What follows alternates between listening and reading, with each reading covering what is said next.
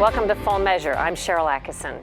With all the worry about Russian influence over U.S. elections, it's easy to overlook the many foreign interests working to impact U.S. policy every day through paid lobbying. American lobbyists have made billions working for foreign entities. Who's paying whom for what is subject to federal disclosure laws, but the system may not always work as intended. We investigate a case in point, some U.S. military vets who claim they were duped into lobbying for the wrong side. This twisted tale of Washington, D.C. lobbying begins in an unlikely place. With a rock band from Utah. That's Tim Cord singing, his brother on lead guitar, both Iraq War vets. My brother and I were in a rock band called American Hitmen.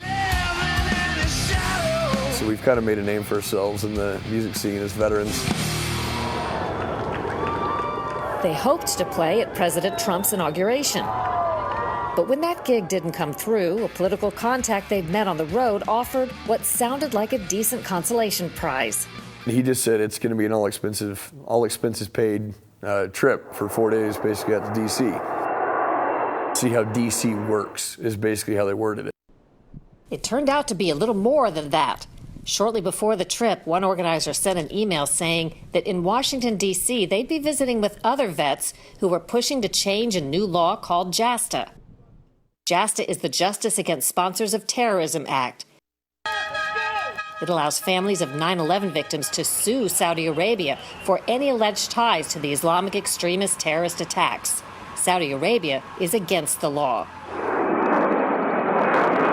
Cord's trip to the Capitol began with open bar at a luxurious hotel with some retired generals and Purple Heart recipients who seemed to know a lot about the Justice Against Sponsors of Terrorism law.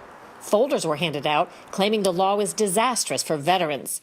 Then came an odd announcement, Cord says, from this man, organizer Jason Johns, a veterans advocate. Jason Johns stood up and he said, thank you all so much for coming. I know there's a lot of rumors going around, but we can assure you that there's no Saudi money behind this. I don't think any of us, at least at my table, had even thought about the Saudis. It was just kind of a weird statement to make opening night. Things got stranger the next day when they visited Senate offices to promote supposed improvements to the Justice Against Sponsors of Terrorism law. Cord says he began to feel like he was being used to lobby for some hidden interest. And he says his suspicions were confirmed that night by a drunk confession from an organizer. I said, so by the way, who's paying for all of this? And he's like, dude, it's the kingdom. And I said, the kingdom of Saudi Arabia. And he's like, yeah, man. We joined the Marine Corps after 9/11. I mean, 15 of the 19 hijackers of 9/11 were Saudis. So I don't want anything to do with the Saudi Arabian kingdom or their money. Cord shared the news with others in his group that he says didn't know either and confronted the contact who first invited him on the trip. He goes, well, welcome to politics, Tim. It's either Obama and the Iranians or the Republicans and the Saudis. Welcome to Washington. I came to the realization that my brother and I were sitting there eating catered dinner on the Saudi dime in an attempt to shoot down the 9/11 victims' families' lawsuits against the Saudi Arabian kingdom. It was probably one of the worst feelings I've had in my life. It turns out a lobby firm called Corvus had arranged the Washington trip. And Corvus has been on the Saudi payroll since 2 months after the 9/11 attacks, with a contract that paid $200,000 a month, $2.4 million a year. And Corvus isn't the kingdom's only lobbyist. Lydia Dennett is an investigator with a nonprofit watchdog Project on Government Oversight. By the end of 2016, the Saudi Arabian government had 22 different lobbying firms working to promote their interests in the U.S., 12 of which were added in the fall of 2016 alone, right around the time that JASTA or the 9/11 bill was introduced. What do you sense the Saudis were trying to do when it comes to that bill? They were trying to get their message out there, which was that it was a dangerous bill that would have set a dangerous precedent across the world. That's exactly the messaging that flooded the media in the U.S. The Saudi money helped distribute the kingdom's talking points and place op-eds that argued a law allowing 9/11 families to sue countries like Saudi Arabia would cause foreign countries to retaliate and sue our military personnel, which is the argument President Obama made last September when he vetoed the bill. The concern that I've had has nothing to do with Saudi Arabia per se or my sympathy for 9/11 families. It has to do with me not wanting a situation in which we're suddenly exposed to liabilities for all the work that we're doing all around the world. But Congress overrode the president's veto. That's when Corvus, as a lobbyist for Saudi Arabia, hired Jason Johns to put together the vets' trip to Washington. Because it was done through this lobbying firm, the veterans themselves and the public may not have known that these were talking points and issues that were coming from the Saudi Arabian government, which sort of undermines the entire kind of transparency intent of the Foreign Agents Registration Act. The Foreign Agents Registration Act of 1938 requires lobbyists for foreign interests to register and file reports. That's how we know that Jason Johns was hired by Corvus and officially registered to lobby elected officials on behalf of Saudi Arabia. We found out afterward that Jason Johns is a registered Saudi agent, and he made $100,000. It's on public record that he was paid $100,000 by the kingdom and registered as a Saudi agent.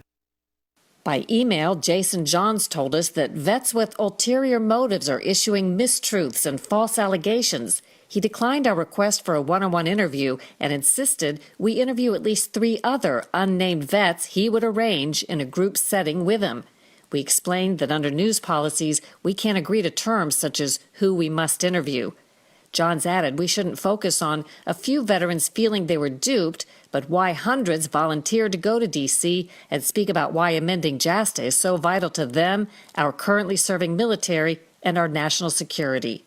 Corvus declined our interview requests, but has previously denied deceiving veterans, said it reports disclosures accurately, and it's hard to believe anyone would feel they didn't know why they were in Washington. Saudi Arabia might say, everything we did was perfectly legal. U.S. law allows them to hire people in this country and lobby for their interests. What did they do wrong? In any written materials distributed, if there were emails sent to these veterans or their veteran groups, they're required to say very clearly in there, this is information that we're being paid to distribute this information by the Kingdom of Saudi Arabia, and more information is available at the Department of Justice. If the emails or any documents did not include that statement, then that's a violation of the law. In fact, an examination of some emails trip organizers allegedly sent to vets made no mention of Saudi lobbying. This one billed the D.C. trip as basically like a 5-star vacation, noting, you don't have to know anything about JASTA, the Justice Against Sponsors of Terrorism Act. The issues that these foreign countries are lobbying on can be everything from foreign aid to arms deals, appropriated funds which come from taxpayer dollars. So the public deserves to know exactly how the policy is being made. Tim Cord says in the end, one promise of his trip was fulfilled. He did learn a lot about how Washington works. It was the worst feeling ever because there's nothing I can do about it. My name will forever be on a ledger. My brother's name will forever be on a ledger saying that we were wined and dined by the Saudis. And it's not a good feeling. It sucks. The 9/11 families suing Saudi Arabia have asked the Attorney General to investigate potential criminal violations of lobbying laws. The Saudi embassy declined comment for this story, but the kingdom continues to expand its effort to influence U.S. policy, adding 6 more lobby firms to the Saudi payroll in the past 6 months, for a total of 28.